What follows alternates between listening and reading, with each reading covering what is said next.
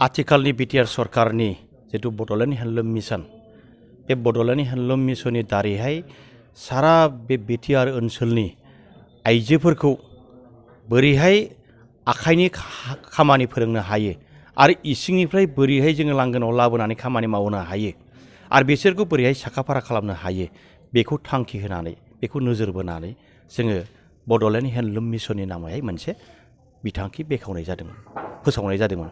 दा बिनिनो जोङो बे चिरां जिल्ला बिजनी डिस्ट्रिक्टनि सिङाव थानाय जोंहा बे मंगलियान बाजाराव गाम्बारि सिख्ला हेन्डलुम क्लास्टारनि मुङैहाय मोनसे 32 लाख थाखानि मोनसे जोङो आसनि फोसावदोंमोन आरो बे आसनि फोसावनाय बेलायै दिनै बे न'आ कमप्लिट लुफुंजाबाय आरो बेयाव जेसेबांखि बुस्थु नांगौ बे बुस्थुआबो होफैजाजोब्बाय।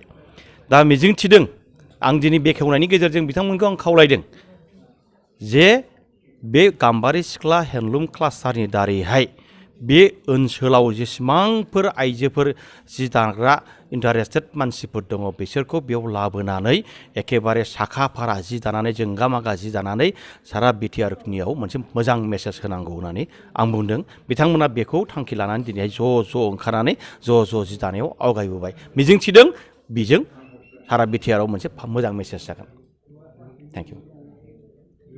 सिगाङावथ' जोंनियाव माने गामि न'बो दायोमोन ना दाथ' बेखौ नुनो मोननाय जाला ना आथिखालाव बे ट्रेडिशनेल जितु जि दानाय गामिनि जि दानाय बे बुस्थुआ एसे गोमालांनो नागिरदों।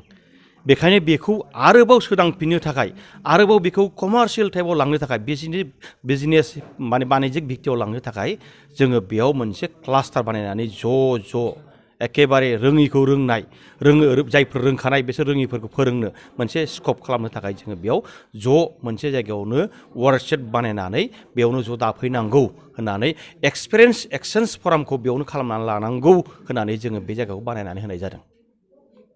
Thank you.